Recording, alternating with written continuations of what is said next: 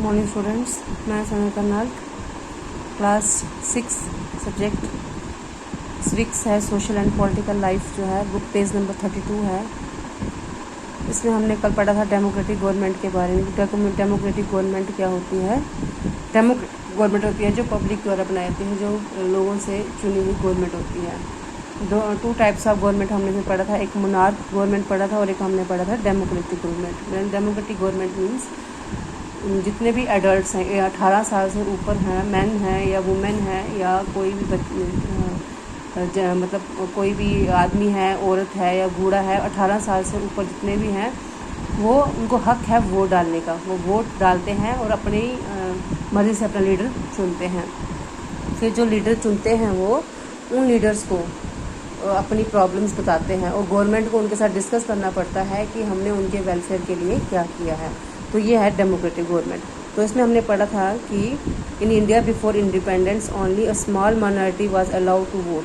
Independence से पहले, आज़ादी से पहले बहुत ही कम लोगों को हक होता था वोट डालने का। वही लोग वोट डालते थे जो कि अमीर होते थे या पढ़े लिखे होते थे, जिनकी अपनी ज़मीन वगैरह होती थी, उनको हक होता था वोट डालने का। लेकिन जो लोग गरीब होते थे, जिनके पास ज़मीनें नहीं होती थी अपनी, जो अनपढ़ होते थे, खासकर जो औरतें होती थी, उनको हक नहीं था वोट डालने का। फिर क्या हुआ? फिर गांधी जी ने एक डिमांड रखी थी कि हर कोई जो एडल्ट है उसको हक होना चाहिए वोट डालने का। ठीक है, 18 साल से ऊपर, चाहे वो लेडीज़ है या जेंट्स हैं, उन 18 साल से ऊपर जो भी है उसको हक है वोट डालने का। इसे कहा जाता है यूनिवर्सल एडल्ट फ्रेंचाइज। ठीक है, तो फिर हमने पढ़ा था कि writing in the journal young India is in 1931 Gandhi ji said. एक जर्नल है यंग इंडिया, उसमें गांधी जी ने क्या कहा है? I can not possibly bear the idea that a man who has got wealth should have the vote. कि मैं इस चीज़ को नहीं मान सकता, इस आइडिया को नहीं मान सकता कि जिस आदमी के पास दौलत है, पैसा है, उसको हक है वोट डालने का। But that a man who has got character but no wealth or literacy should have no vote, or that a man who works honestly by the sweat of his brow day in and day out should not have the vote for the crime of being a poor man। उन्होंने लिखा कि जो ऐसा आदमी कि जो जिसका character अच्छा नहीं है, ठीक है, जो कि अच्छा इंसान नहीं है, लेकिन पैसा बहुत है उसके पास और पढ़ा लिखा है, उसको हक है वोट डालने का। लेकिन एक ऐसा आदमी है जो कि दिन रात मेहनत करता है, ईमानदार है, इंसान है, उसको हक नहीं है वोट डालने का। तो इसलिए उन्होंने एक लॉ बनाया था कि जितने भी एडल्ट्स हैं, 18 साल से ऊपर हैं, उनको हक है वोट डालने का। उसे हम कहते हैं यूनिवर्सल एडल्ट फ्रेंचाइज। तो आज आगे इसके यहाँ पे टेक्सचुअल क्वेश्चंस हैं। ठीक है, इसके टेक्सचुअल क्वेश्चंस हैं book page number 34। Look at the statements in the column on the left, can you identify which level they belong to. हमने लेवल पढ़े थे ना गवर्नमेंट के, लोकल, स्टेट और सेंट्रल पढ़े थे। लोकल होते हैं जो अपने ही विलेजेस में होते हैं, ठीक है, अपने ही गाँव में होते हैं, अपने ही शहरों में होते हैं, ये हो गए लोकल। और स्टेट होगी आपकी एक पर्टिकुलर स्टेट। सेंट्रल हो गया पूरी कंट्री में जो डिसीजन लिए जाते हैं। तो थ्री टाइप्स ऑफ गवर्नमेंट है, 3 लेवल्स हैं गवर्नमेंट के, लोकल, स्टेट एंड सेंट्रल। तो इसको आपने ध्यान से याद रखना है कि गवर्नमेंट के 3 लेवल्स हैं हमारे, लोकल, स्टेट एंड सेंट्रल। तो ये डिसीजंस हैं कुछ, इनको कौन लेता है वो हमने इसमें देखना है। फर्स्ट है the decision of the government of India to maintain peaceful relation with Russia. कि ये जो डिसीज़न जो लेते हैं गवर्नमेंट इंडिया की कि हमारे जो रशिया के साथ हमारे रिलेशन जो हैं हमारे अच्छे होने चाहिए, तो ये कौन सा लेवल देखता है गवर्नमेंट का? ये देखता है सेंट्रल गवर्नमेंट देखती है। ठीक है, ये सेंट्रल लेवल पे डिसीज़न लिया जाता है, ना कि ये लोकल डिसीज़न है, ना ही स्टेट का डिसीज़न है, ये होता है सेंट्रल का डिसीज़न, पूरी कंट्री का है ये। The decision of the government of West Bengal on the whether to have board exam in class 8 for all government schools।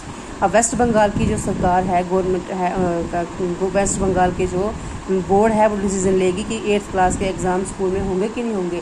तो ये तो खाली वेस्ट बंगाल के बारे में है ना, पूरी कंट्री के बारे में तो है नहीं है। तो ये आ जाएगा स्टेट का डिसीज़न। ठीक है, ये वेस्ट बंगाल की जो स्टेट है वो डिसीज़न लेगी। Introduction of 2 new trains between Dibrugarh and Kanyakumari. ठीक है, ये कौन डिसीज़न लेता है? ये डिसीज़न लेता है सेंटर का। सेंटर का डिसीज़न है कि कौन सी 2 जो ट्रेन है वो चलेंगी डिब्रूगढ़ और कन्याकुमारी के बीच में। एक स्टेट का नहीं ना है ये, कितना नहीं लोकल डिसीजन है, ये है गवर्नमेंट का।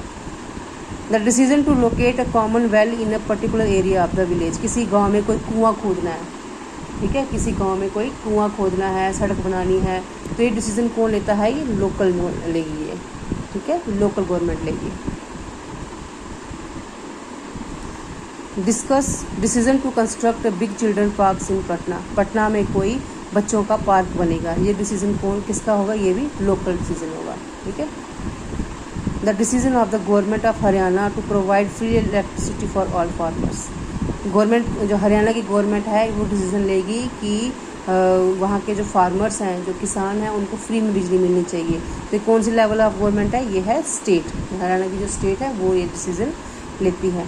Introduction of a new 1000 rupees note, 1000 रुपये का नया नोट है, ये है सेंटर का डिसीजन, क्योंकि ये पूरे सेंट्रल में होगा, पूरे कंट्री में होगा। ये जो पूरी कंट्री में डिसीजन लिया जाता है वो सेंट्रल का हो जाता है, और जो अपनी ही स्टेट में लिया जाता है वो स्टेट का होता है, और जो अपने ही शहर या गांव में लिया जाता है उसे कहते हैं लोकल का लोकल, ठीक है। तो आगे आपके ये क्वेश्चन, ये आपकी एक्सरसाइज है, और ये आगे आपके क्वेश्चन आ गया।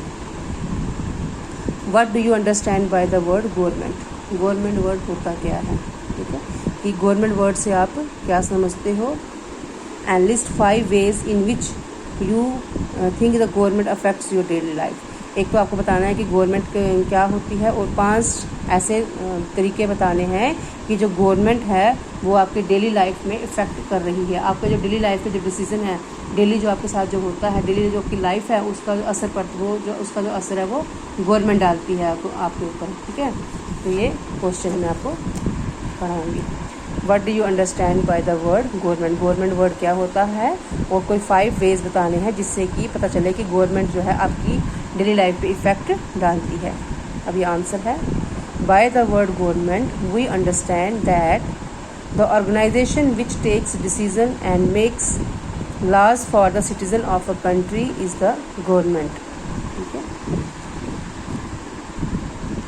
द वर्ड गवर्नमेंट क्या है, द वर्ड गवर्नमेंट से हम समझते हैं कि एक ऐसी ऑर्गेनाइजेशन है जो कि हमारे लिए डिसीज़न लेती है, ठीक है, हमारे लिए सोचती है कि हमारे लिए क्या अच्छा है क्या बुरा है, एंड मेक्स लॉ, और हमारे लिए कानून बनाती है, सिटीजन्स के लिए, कंट्री के सिटीजन्स के लिए कानून बनाती है, उसे गवर्नमेंट कहते हैं, ठीक है। The word government we understand that the organisation which takes decisions and makes laws for the citizen of a country, उसे हम गवर्नमेंट कहेंगे। और 5 तरीके ऐसे हैं, 5 वेज ऐसे जिससे हमें पता चलता है कि गवर्नमेंट जो हमारी लाइफ पे इफ़ेक्ट डाल रही, डेली लाइफ पे इफ़ेक्ट पड़ता है। बिल्डिंग रोड्स एंड स्कूल्स, जो सड़कें और स्कूल जो बनाते हैं उनका डिसीजन गवर्नमेंट लेती है, तो उसका जो इफेक्ट है हमारी लाइफ पे पड़ता है, हमारे लिए बन रही हैं सड़कें और हमारी school. Reduction and fixing of prices of essential commodities, essential commodities means जो हमारी रोज़मर्रा की जो ज़रूरतें होती हैं, चाहे आप उनको खाने में लगा लो, चाहे पहनने में लगा लो, चाहे आप यूज़ करने में लगा लो, जितनी भी चीज़ों के प्राइस हैं उनको कौन फिक्स करता है, गवर्नमेंट करती है, तो इसका भी इफेक्ट जो है हमारी लाइफ के ऊपर पड़ता है। सप्लाई ऑफ इलेक्ट्रिसिटी, बिजली की सप्लाई जो है ये भी किसको कौन देखता है, गवर्नमेंट, इसका इफेक्ट भी किस पे पड़ता है, हमारी लाइफ पे पड़ता है। Preparation and implementation of several programmes to help the poor, गरीबों की मदद के लिए कई प्रोग्राम चलाए जाते हैं, ठीक है, गरीबों की हेल्प के लिए कई तरह के ऐसे प्रोग्राम चलाए जाते हैं जिससे उनको मदद मिलती है, तो ये कौन चलाता है, गवर्नमेंट चलाती है, इसका इफेक्ट भी हमारी डेली लाइफ के ऊपर पड़ता है। Running of postal and railway services, जो रेलवे सर्विसेज हैं, जितनी भी ट्रेन की सर्विसेज हैं, पोस्टल मीन्स एक जगह दूसरी जगह हमारा मैसेज भेजने के लिए जो सर्विसेज चलाई गई हैं, ये कौन चलाता है, गवर्नमेंट चलाती है, इसका इफेक्ट भी हमारी जो डेली लाइफ के ऊपर पड़ता है। तो ये जो 5 तरीके हैं इससे हमारा पता चलता है कि गवर्नमेंट का हमारी लाइफ के ऊपर क्या इफेक्ट पड़ता है। Now question number 2, why do you think the government needs to make rule for everyone in the form of laws, एक आप ऐसा क्यों सोचते हो कि जो गवर्नमेंट है, गवर्नमेंट को ज़रूरत है रूल्स बनाने के लिए, उनको कानून बनाने चाहिए, ठीक है। What do you think the government needs to make rules for everyone in the form of law, कि जो भी हमारे लिए रूल बनाए जाते हैं उनका एक कानून होना चाहिए, ठीक है।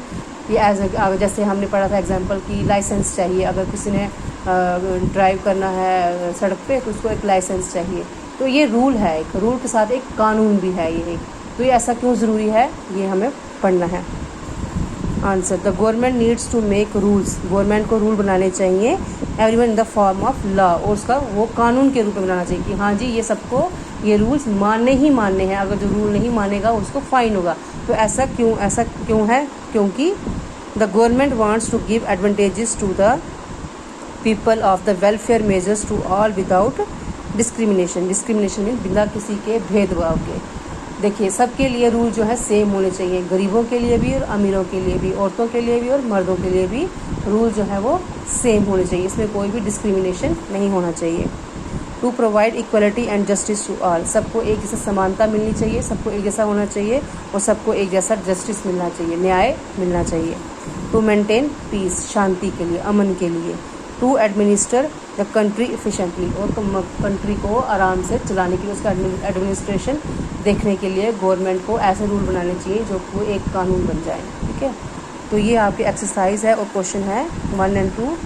इसको आप अपनी सिविक्स की कॉपी पर लिख लीजिएगा और लर्न कर लीजिएगा। कल मैं आपको इसके बाकी क्वेश्चन कराऊंगी 3, 4 और 5, तो आप इस वीडियो को ध्यान से देखिएगा और समझ लीजिएगा। Thank you.